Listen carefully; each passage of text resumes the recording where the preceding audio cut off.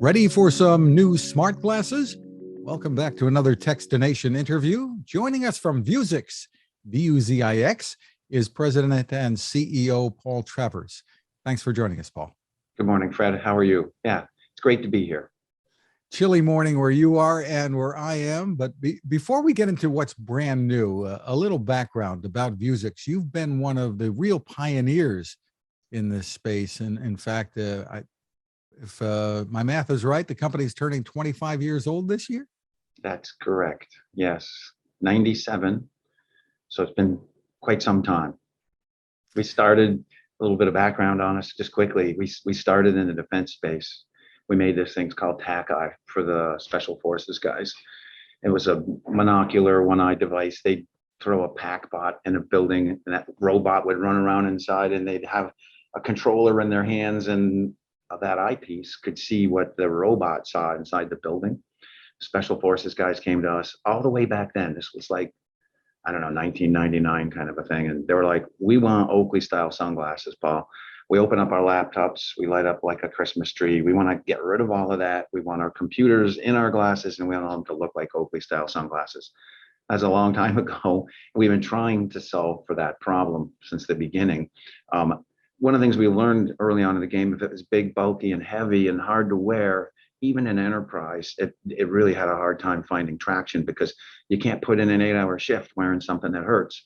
And a lot of people don't like to wear something that looks like they just came off the Starship Enterprise. So we have a series of products that are lightweight, truly wearable, like 2.8 ounces. So we have companies that are using them now, 24-hour shifts round the clock in warehouses. We have doctors that use them in operating theaters around the clock again. Knee surgery, shoulder surgery. Our glasses are being used a lot of places throughout enterprise.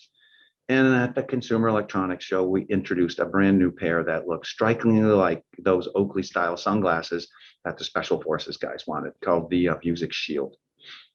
Well, tell us about the new Vuzix Shield and what they're designed for, what they can do.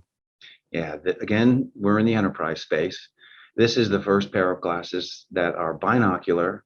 They use what's a very unique display technology called micro LEDs. Everybody's probably familiar with the term OLED, which is organic light emitting diode, and a lot of home TV sets are made out of OLEDs. A lot of phones use OLED screens. They're beautiful, but these displays made out of micro LEDs have really, really tiny inorganic LEDs in them. They're 1 micron in size. So literally the display inside of the Shield is the size of a grain of rice. And that little grain of rice size display puts out 2 million nits of light. Because it's inorganic, it doesn't have the problem that an OLED has, where it has burn-in and you can only get them just so bright. 2 million nits is super, super bright. And what's nice is it's tiny. In fact, here's the display itself. You'll see it's like the size of that's the full engine. Optics, the grain of rice sits underneath those optics. It's the size of a pencil eraser. And you can imagine those can fit in the temple of glasses and practically disappear. So this is Vuzix's first pair of glasses that have that look and feel of a conventional pair. Sorry, this is kind of hard to see, but, and they have a Oakley style look and feel, really thin front ends.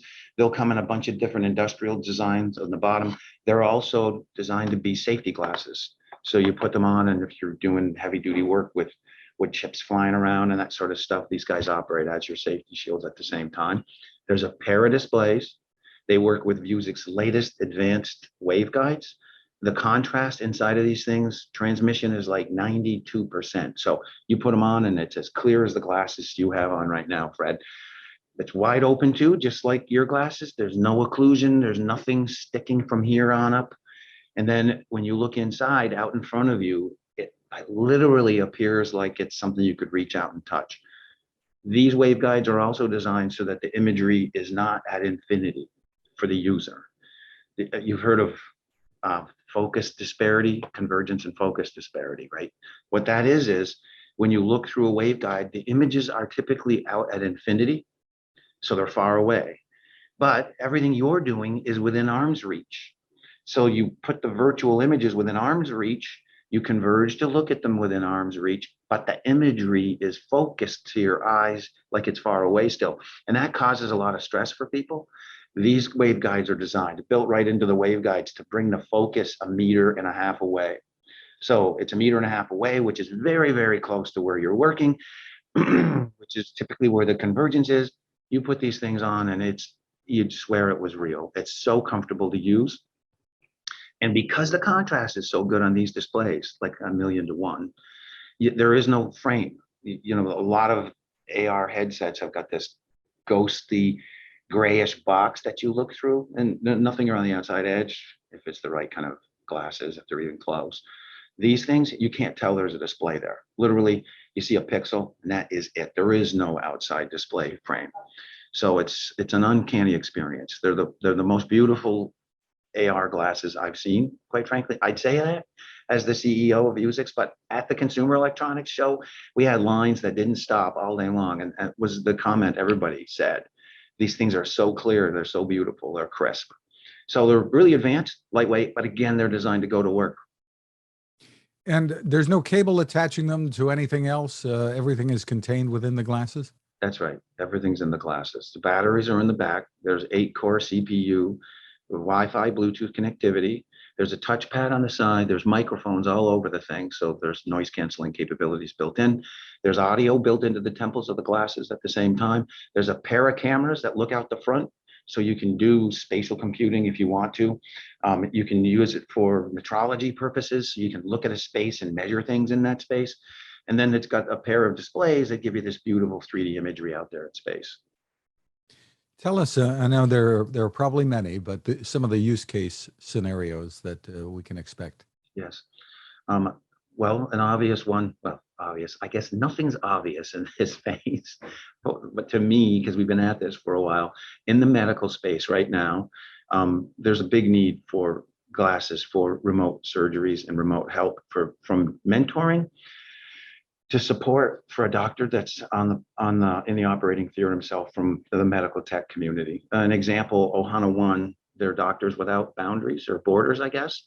What these guys do is they get on a plane, they fly to South Africa, and they help and teach on how to do a new kind of open heart surgery, let's say. Well, today, a person can put our glasses on. The doctor, who's an expert, instead of getting on an airplane, he can be in his office in San Francisco, let's say, or New York City, dial into this web compliant, HIPAA compliant interface on the web, and literally teleport into the doctor's point of view, because the camera's running in the operating theater in South Africa. The doctor's doing the operation, and that expert doctor in New York City can look and see and circle and say, no, no, don't do that, cut this. So it's almost like he's standing next to him. You flip that around and you've got a doctor who's an expert and he's teaching 500 other people what he's doing while he's doing the operation. So the operating theater is a big area where things are growing for Vuzix. They're also using our glasses in the operating theater to do knee surgery, by way of example. They put instrumentation on the knee.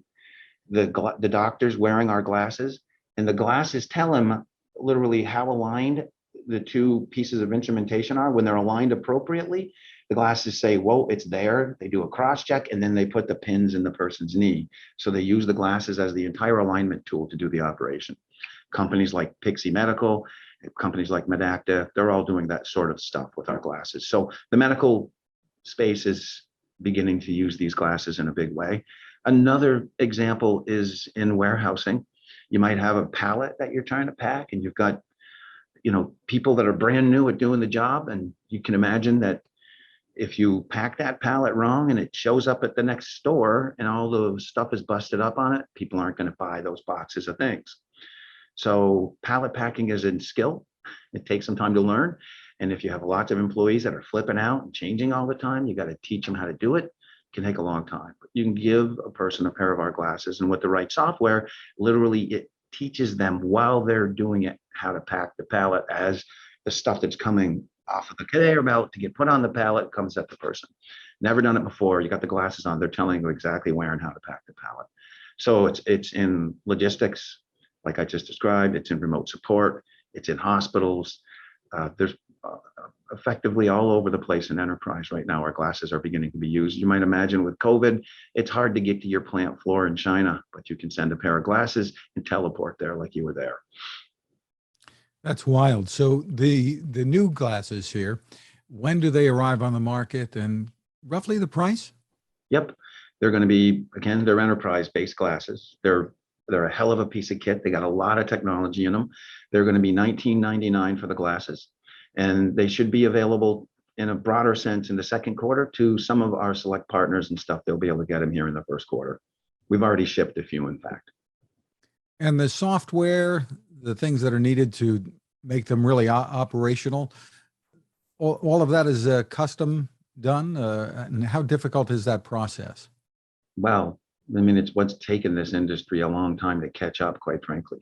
You have a wonderful pair of glasses, but the software doesn't do anything at first, right? So somebody's got to take the time to write an entire software suite, an ecosystem. And there's probably about 100 companies that write software for our glasses, from 1 Minute to the guys at GemVision to TeamViewer, one of our premium partners. TeamViewer purchased two of the companies that used to be a big part of Vuzix's business. One of them was Upskill, and one of them was a company called UVMax. And they have a suite now of frontline workers software. TeamViewer is doing a great job.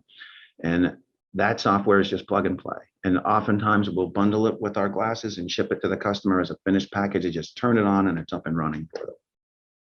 What are your thoughts about AR becoming very commonplace, even beyond the enterprise? I mean, we hear stories pretty frequently that Apple and others and Google might get back into it.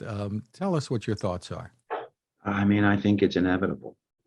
The way the industry's going, AR Kit, AR Core, these applications are designed to take the virtual space. Well, you can do one of two things. You can enter the metaverse, as it were.